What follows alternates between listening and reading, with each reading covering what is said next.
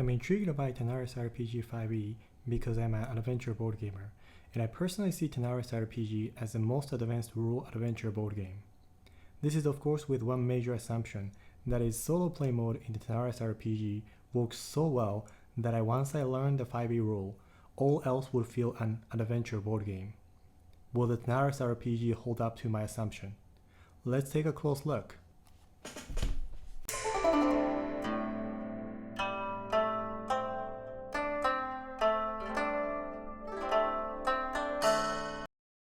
In this second part of the series, I have decided to compare board game factors amongst the Arena the Contest, Tanares Adventures expansion, and Tanares RPG. This may sound one-sided game from the start because Arena and Tanares Adventure expansions are officially labeled board games, while Tanares RPG isn't. However, this is probably one of the most important comparison elements for me, because I'm not looking for a tabletop RPG game. Instead, I'm looking for a most versatile adventure board game. So what is the definition of an adventure board game? According to the Wikipedia, an adventure board game is a board game in which a player plays as a unique individual character that improves through gameplay. This improvement is commonly reflected in terms of increasing character attributes, but also in receiving new abilities or equipment. Now, just reading above, I think we can still say tabletop RPG perfectly fit the definition. But we don't typically see it as an adventure board game. Why? In my personal opinion, I feel tabletop adventure board game gets their vibe from the following 7 elements: battlefield, token or miniature, character card or pad, enemy card or pad, item equipment card, dice, and complexity. Now, let's compare each of the 7 elements because we are comparing traditional board game to tabletop RPG. It is safe to view Arena and Tanares Adventures expansion as a gold standard here in all 7 elements. As for the reference, I am listing star-based scoring for each category at the end of each element discussion. In this rating system, I assume 2 stars mean meeting the general standard. So in the current context of assessing board game factor, 2 stars mean the most players see as particular element as common practice amongst the other board games. 1 star means it's playable as a board game, but suboptimal. 3 stars means it is one of the best form or representation of a given element in the context of board game. Spoiler here is there is no piece fails to meet the minimum standard. Arena the Contest has a paradigmatic battle grid system. The 16 by 22 battlefield will be made into a scenario-specific battlefield by placing various types of terrains. In Arena the Contest, there are 4 types of terrains besides the walls. Lava spikes are terrains that incite damages to those who enters them.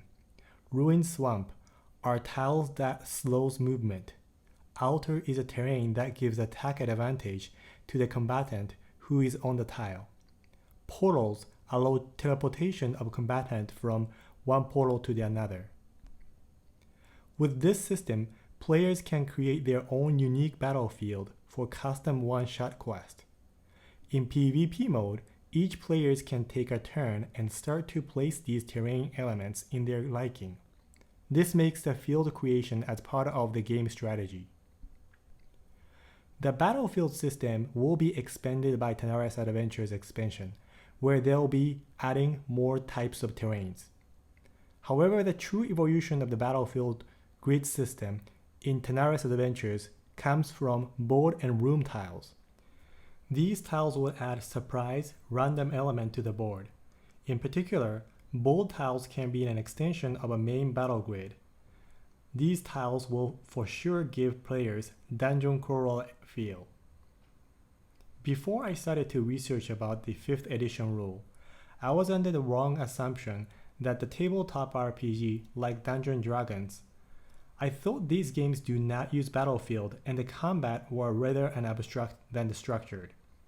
It turned out, tabletop RPG 5th edition rule supports grid-based gameplay as a variant mode. The variant almost sounds like an optional, but the battlefield system in the 5e rule is not a half-baked system. In fact, I'd say grid system in Arena must have an origin in 5e, whether direct or through other preceding board games. For example, one of the encounters from Tanares RPG sample PDF has an encounter-specific mechanics associated with the battlefield. In this encounter, a few shots of flame arrows randomly hit targets on the field. The target can be field objects, either dry shrub or wagon, in addition to a character. If flame arrow hit dry shrub for the first time, it starts the fire, and subsequent hit on the same dry shrub will continue to increase the fire to adjacent squares. Any creature enter or starts its turn in fire square will take damage. This is mechanically analogous to dynamically growing or moving lava tile in Arena the Contest. Although it is a common practice for tabletop RPG, there is one drawback on Tanares RPG when viewed as a board game in regarding to its grid system. At the time of this recording, Tanares RPG grid is planned to be only provided in the form of PDF. This means we as players must print battle grid each time. I'm taking 1 star off from Tanares RPG here because this is not only inconvenient, but I believe printed and taped battlefield quality will not match that of miniatures. I believe aesthetic in adventure board game is an important factor for better game immersion. Now, having said this, I see there are several posts on the Kickstarter comments section requesting pre-printed battlefield, and Dragori Games has replied to some with what's sounding like a potential possibility of add-on. So this may be a correctable stars. Although tokens or perhaps even just a piece of scratch paper may be sufficient to represent your character and enemies from the game mechanics standpoint of view, many players prefer miniatures. Miniatures are not just cosmetic, but rather seen as one of the main part of adventure board games. They provide premium feel and higher amount of game immersion. All miniatures are compatible across the 3 games. The difference here is though, when you are purchasing board games, miniatures come as part of the game, while you need to buy separately for Tanares RPG. Arena the Contest core box alone will have 32 miniatures representing all included heroes and 4 generic type of villains. If you buy a Legendary Box expansion, you will get 16 more unique heroes and 70 more miniatures. Dragon Collection box will add 5 huge-sized dragon miniatures. Tanares Adventure expansion will have at least 66 miniatures. Since this number is still continuing to increase with current Tanares RPG campaign, it is hard to say exactly how many you will receive at the time of item delivery. One thing we know for certainty is that many, if not all of newly introduced miniatures from Tanares RPG have a use in Tanares Adventures. For example, 4 original classes in Tanares RPG will have their representation as miniatures in the classes pack. If you purchase the pack, you will get corresponding hero pads and attack cards that can be used in the Arena as a contest and the Tanares Adventures. Villain pack contains many miniatures that are actual representation of Arena the Contest overlords, which are like mini-bosses. For Tanares RPG, miniatures are treated as entirely optional. If you are to pledge for essential kit for Tanares RPG, it costs $129. It comes with 1 class's miniature pack for free, which contains only 4 miniatures. This is not Dragori's game's fault though. Tabletop RPG can be played without a grid system and hence without any miniature. So there are for sure players who would rather not to pay for miniatures. So I personally think Dragori Games had done well here by actually creating so many so-called extra or optional miniatures for this RPG-based campaign. As a board gamer, for full experience, you might be interested in getting all miniatures. If you buy all miniature packs that are introduced in Tanares RPG campaign, you will have 46 total miniatures, even without the stretch goals. This number is growing with continued unlocking of stretch goals. We are already over 60 miniatures at the time of this recording. The main reason why I am taking a star away here on Tanares RPG are twofold. One is adding miniatures on the RPG costs disproportionately more than board game counterparts. Specifically, we are looking at $120 audition for new miniatures introduced on Tanares RPG campaign, while $99 Tanares Adventure expansion comes with similar number of miniatures plus a whole board game contents. Furthermore, there is only vague confirmation if other miniatures from Arena the Contest and Tanares Adventures have direct corresponding appearance used in Tanares RPG. It is safe to assume this is the case, however, there has been no official confirmation. We have already looked at the character or hero in each of the game and how they differ on the part 1 of this series. The core pieces here are two questions. Will you feel uniqueness to your character? Will you feel progression of your character? In Arena the Contest, all heroes comes with their own hero pad. All 4 stats are related to the combat gameplay: hit points, basic attack, defense, and movement. Additionally, each hero has passive power based on their combat role. In fact, all of these are identical or standardized for given combat role. As the character levels up, you will keep the information in the section of the quest log. Instead of quest log, one can use level up and attained special and primary attack cards to keep track, even off game, when saving the progress by simply putting these cards and deck along with Hero Pad. Tanares Adventures expansion will continue to use Hero Pad in the campaign mode. There will be evolved version of Hero development system by introducing skill tree system. Furthermore, since the last light-up, Dragori Games has announced that in Tanares Adventures, there will be another level of hero customization.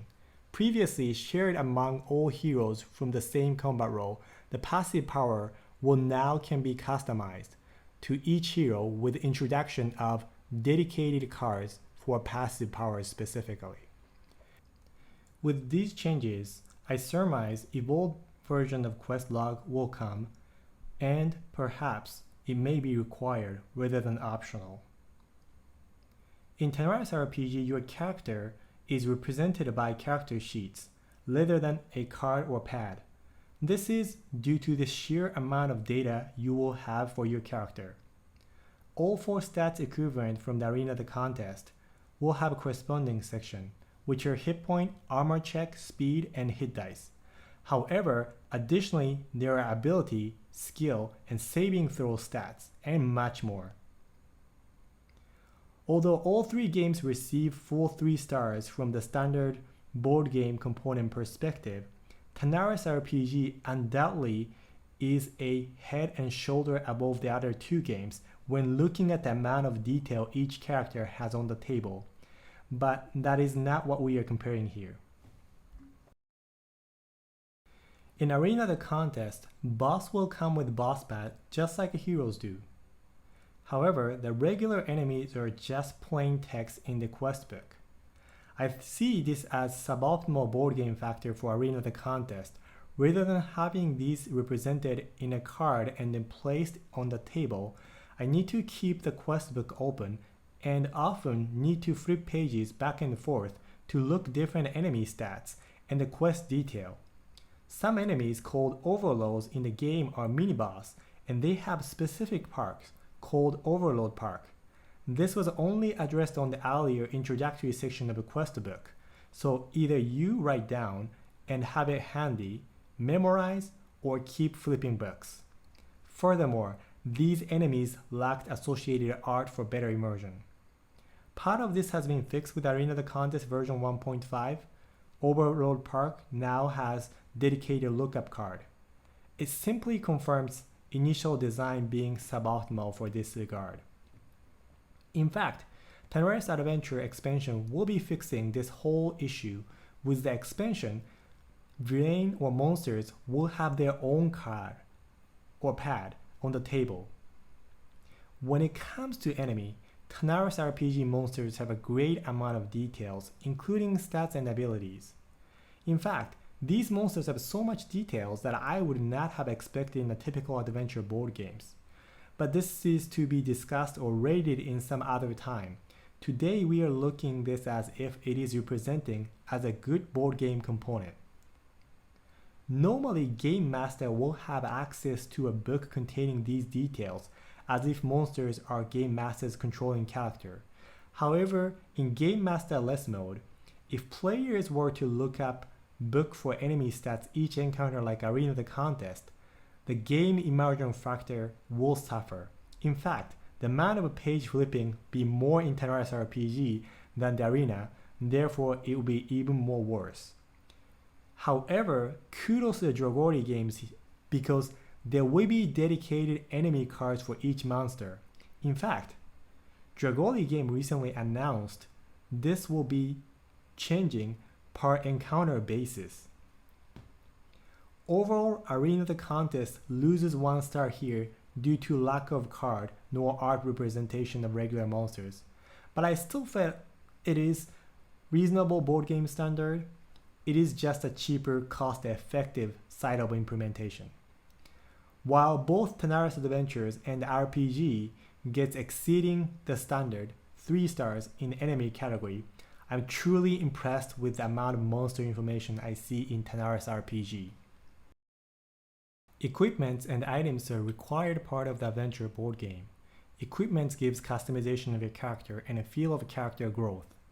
Items, often quest routes, give the feel of achievement and times serves main objective of the quest. Arena the Contest have both elements represented in a card format.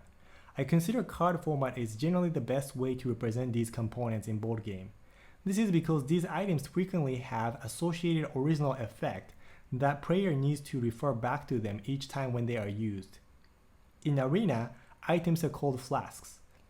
These are dropped during combat of the game whenever a monster is killed. The flasks are only usable during the given encounter they were obtained. Only 1 artifact can be equipped by a given hero at a time in Arena. There are also magic items called scrolls in Arena. Scrolls are one-time use and you will not be able to obtain the same one again during the campaign, so keeping track of these information, you will again use quest log. Tanares Adventures will expand the system with heroes be able to equip both weapons and armor and carry a portion over 100 to choose from. In 5e basic rule, equipment will be tracked in your character sheets. As a tabletop RPG naive, my first impression about this character sheet system is an art of its own, and each player develops their own style to keep track of all the necessary information on the sheet, ideally in the elegant, well-organized fashion. For example, Rapier has a finesse property and 1d8 piercing damage. As a player, we will keep these information on the character sheet's attack and spellcasting section. Some weapons have special effect. For example, twin hand axes of the 33 souls will give +1 bonus to the hatchet after killing 33 humanoid enemies as its special effect. This information is best suited to be placed in the special section in the short form, like +1 hatchets when 33 humanoid kill. Given this is 2 weapon fighting equipment, bonus section will have 2 weapon fighting. Penumbra armor is a type of scale mail armor. In 5e basic rulebook, scale mail provides armor class 14 plus dexterity modifier. In addition to this basic equipment effect, Penumbra armor provides additional +1 armor class in a specific environmental condition. I had initially thought calculate the total armor class and simply write down the final AC number down on the main character sheet section. On the equipment page, I was planning to just write down the equipment name and its special effect.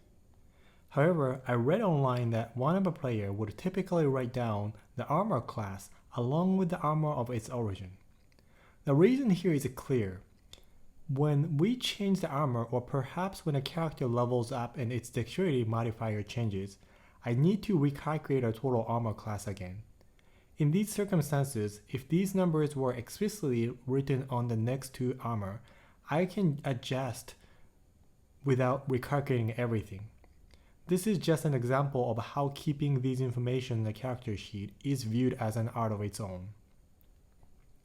In Tanares RPG, character sheet again has a section to keep items you carry or own. These items unsurprisingly have great amount of detail, so writing down in the small section including the detail effect of items may be a bit too much. Instead, one may put item name and page number from the guide where the item is defined as a style of approach. However, it sounds like we may be in better luck here. According to Dragori games, items will come in the form of cards with solo play expansion. We look at the Tanares RPG as a legacy game. Keeping all progression in the character sheet makes sense and within the territory of board game. Though considering amount of and type of data tracking, one may have some learning to do here to be efficient and organized. Dice is a common element in the board game to provide gameplay variance. Luck elements sometimes can be source of debate due to user preference, but in an adventure board game, it is one of the main mechanics responsible for the epic moment, like the game-changing critical hit or miss swing by your enemy allowed you to survive right at the one last health point. Arena the Contest uses a single d20 dice roll to determine whether combat attack is hit or miss. The rule is fairly simple here. If you roll a number higher or equal to the target defense value, it is a hit, and attack specified damage and the associated effect will occur. As someone valued tactics and strategy over luck myself, I was surprised how well Arena system worked. It certainly had moments I could swear due to my hero attack miss and resulted in a whole so I think perfect plan ended up changing. However, this exact system is what gave me the epic moments in the game. It also created an uncertainty element during each attack, and that made me emotional moments every attack when the game starts to become closer. In Arena, the dice system is not used beyond the combat. At the time of this writing, there is also no indication dice will be utilized outside of the combat in Tanares Adventures expansion either. In 5e rule, dice system forms its heart. Therefore, Tanares RPG will be heavily utilizing dice. For example, combat attack will require 2 rolls. First is d20 roll to determine if the attack is hit or miss, just like Arena the Contest. If it determined to be a hit, you roll another dice for damage amount. This double layer attack system creates varying degree of damage based on the weapon type, but also each turn be treated differently even with the same weapon. For instance, dagger weapon attack damage will use d4 roll, while rapier will use d8. There are also other rolls during combat like rolling dice for potentially resisting opponent's spell effect. In fact, you will even be rolling dice outside of combat in Tanares RPG to determine if a certain event succeeds or fails. Now, more rolling does not mean more luck factor. As in Arena or Tanares Adventures, most dice rolls, if not all in the Tanares RPG, can be modified. In another word, the luck is controllable. So I'm certain you won't be feeling pure luck major win or lose, but instead, the luck element is used to create game variance such that every event and turns have unpredictable game moments. Therefore, I believe Tanares RPG gets full board game factor here. The last piece is not direct component of the board game, but rather most subjective and abstract factor. It is a complexity or simplicity of the board game. Many players seek adventure board game for tens and perhaps hundreds of hours of the gameplay. With this, one seeks for a non-repetitive play to keep the player's interest. This naturally results in balancing between the core game rule versatility and complexity. The more versatile game rule means the developer has more game design space to work with. Hence, there are more options for a developer to make unique feeling game for each encounter. The simple analogy is reversey, where there is only black or white piece, while pieces have different movement in chess. The more versatile the game design is, the more complex the rule becomes. There will be a point where adding complexity gives minimal to no additional versatility benefit. Roughly, I see 3 games here related as Arena being simplest rule amongst the 3, while providing enough versatility to keep the game still fun and exciting. However, if someone asks me, can the same amount of excitement and a unique encounter feel last beyond 10 quests? I must say unlikely. The game rule is simple, but it may hit design space limit when trying to create more unique feel to each encounter and the heroes. This is where Tanares Adventures come in play. The rule becomes more complex by introduction of a skill tree, power cube system, dedicated passive cards, and room and board tiles. However, the added complexity will create more design space for Dragori games to play around for creating what they claim as 100 unique quests. Amongst the 3, Tanares RPG goes to extreme of complexity. 5e rule has much more detail in every aspect of the game rule. This makes the game to be the most versatile by design. However, the amount of complexity is for sure be more than anything we have ever seen as a board gamer. The question becomes, is it too complicated? Is the amount of versatility worth the complexity of the game design? One thing we have to assume here is the solo playable campaign is long enough. If we only have a handful of events encounters that last a total of 20 hours around there, we may well be spending more time to learn about the rule than actually playing the game itself. So we have to assume the game have at least as much and hopefully more hours than the Tanares Adventure expansion, which is pretty high threshold to beat, as Dragori games rated the game play to be 100 to 200 hours. Besides the sheer amount of playtime, the presentation of the gameplays are key. If Dragori games could introduce 5e basic rule to new players in a proper stepwise approach by means of tutorial quests, new players may be able to see each encounter having interesting, unique mechanics, rather than feeling of learning complex rule at once. On the contrary, if Dragori games assume that all players are familiar with 5e rule before starting Tanares RPG, many board gamers will be turned away due to previously never seen amount of steep learning curve. So which way is Dragori games going? At the time of this recording, I believe Dragori games certainly recognize there will be players who are new to 5e. One illustration of this is their creation of simplified class.